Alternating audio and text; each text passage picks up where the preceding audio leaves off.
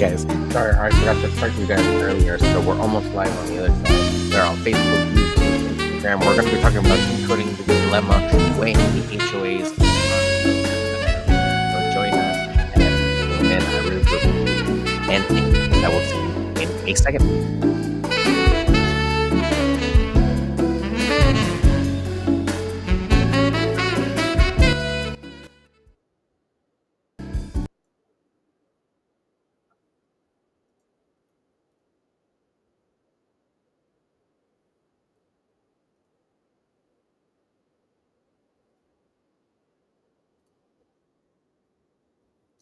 Good evening, good evening, everyone. It is Hugo here with another live. So sorry about that. But at any rate, ladies and gentlemen, I appreciate you all tuning in. We are live once again here with your live to teach you and yours a little bit more about real estate every day and how it impacts you and those around you and how it could even benefit you. Today, we are going to be decoding the dilemma, weighing the HOA and condo conundrum. We're going to be talking about condos and HOAs, ladies and gentlemen. Why? Because we're going to be talking about investment. Why? Because we're going to be talking about sales. Why? Because we're going to be talking about what happened in my office today. No, we're not. At any rate, I hope that you draw something from this, especially for those that are interested in leasing or purchasing in a condo situation or HOA situation for that matter. That can be a apartment or it can be a townhouse. It could be a lot of different types of properties. But more than anything else, we'll discuss the pros and cons of each and just how they can benefit you. So stay tuned. If you have any questions, leave them on your platform of choice. We're going to be on Instagram, on Facebook, on YouTube, LinkedIn, X, and twitch.com. So feel free and join us on your platform of choice. And let's get started. For HOAs, which are homeowner associations. One of the pros are the amenities.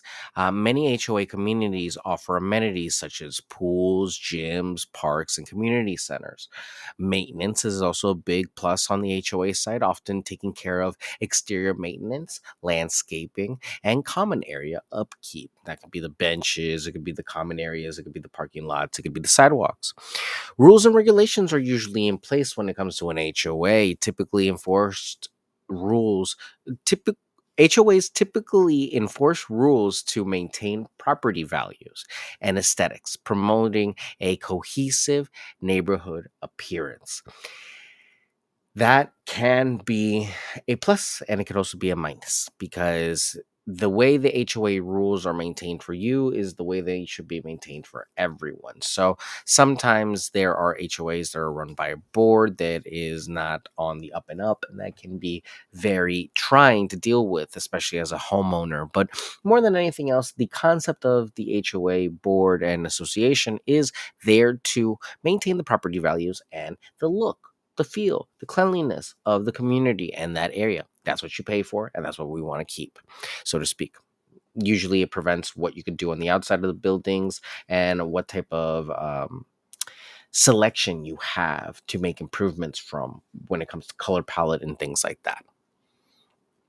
Number 4, community engagement. HOAs provide opportunities for residents to participate in community events and decision making processes. It is a great way for you to get involved with your community and, really feel like you're helping to improve your subdivision and your neighborhood. It could really be very rewarding. There typically is a reserve fund for HOAs.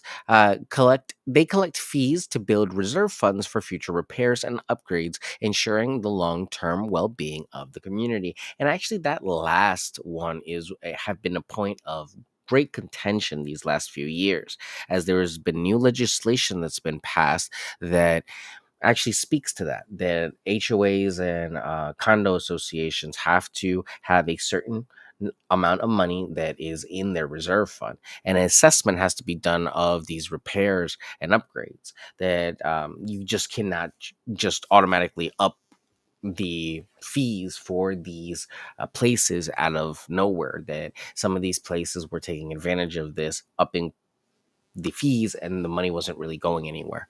So that could be a very contentious sort of thing. So you want to look more than anything at the numbers of the that are given to you when you buy into an HOA. They're usually a book called the Condo docs or HOA docs, and they say everything. So they have to tell you everything that you're going to be charged. It's the way contract law works. They have to let you know what you're in for. Now it's on you to read it and know it and sign it. So make sure you read it. Some of the cons of an HOA, the fees, questionably, undoubtedly, the most constant reminder that hey, there's something to that's you're paying for, that's you know direct involvement in your house that's outside of your monthly mortgage. HOA fees can be costly and may increase over time, impacting homeowners' budgets. We're seeing a lot of homeowners actually sell their homes because budgets are starting to wear thin, meaning that property values have gone up, meaning that a lot of other things have started to become more expensive. So it becomes more difficult for people that are on a fixed or limited salary to actually grow and live comfortably how they were before. Another con is some of the rules and restrictions, like we mentioned earlier. Some homeowners may find HOA rules restrictive, limiting their ability to personalize their property or conduct certain activities. Another problem with this can sometimes be the conflict resolution. Disputes with the HOA or neighbors over rule violations or other issues can lead to conflicts and legal expenses. It can get really petty, and you have your neighbors undermining you. It could get really uncomfortable. I always suggest documenting everything just in case there is an issue, but really, you should not find yourself in a situation like this when you're a good neighbor. Sometimes stuff happens and you just have crazy people that live nearby, but hopefully you've gone to the property a few times. You've seen the property under a few different circumstances. You kind of looked around. You had a chance to maybe say hi to the neighbors so that you can maybe avoid this when you're in the purchasing process. Because by the time you're already there, moved in, it's too little too late. You have to think about this stuff before, you decide to move in or decide to even purchase a home. I know it sounds a little extreme to go knock on the neighbors' houses and talk to these random people, but you're going to be living there 30 years, theoretically. Wouldn't you want to know who's living next door? Number 3, conflict resolution. Disputes with the HOA or neighbors over. Oh, I'm sorry. Number 4, actually, governing board influence. The HOA's governing board may make decisions that not all residents agree with, leading to dissatisfaction amongst homeowners. This can also be because of lack of participation, but sometimes there are just clauses in the bylaws that allow this to happen. So you got to stay on top of this. You got to see how the board works, what the board does, how efficient the board has been, what the reviews have been on the board, and just try to do your research. Number 5, special assessments. In addition to regular fees, HOAs may impose special assessments for unexpected expenses or major repairs, which can be financially burdensome. That is just undoubtedly one of the things that's unexpected, and you just don't know. They're trying to write legislation again to limit that so that it doesn't happen haphazardly as has before, and it's happening a little bit more on a regular, consistent schedule with keeping in mind that what expenses are needed for the future, and updates in mind. So we will see what happens with that legislation and how far it goes. But so far, they have written some stuff to have reserve funds in place to prevent special assessments and deep increases. But we will see how much further. Now, condos. Condos are a little bit different animal, and they have condo associations, which handle what's inside the building and the common areas inside the building. So, the HOA handles the exterior and the property management, and kind of the dwelling, and the condo handles what's inside of a building. One of the pros is maintenance-free living. Condo associations typically handle interior, exterior maintenance, landscaping, common area upkeep, freeing homeowners from this responsibility. Amenities. Condos often offer amenities such as pools, fitness areas, and shared recreational spaces for residents to enjoy. Affordability. Condos can be more affordable than single family homes, making them an attractive option for first time home buyers or those seeking urban living. And another great thing about that is that it typically comes with some sort of security.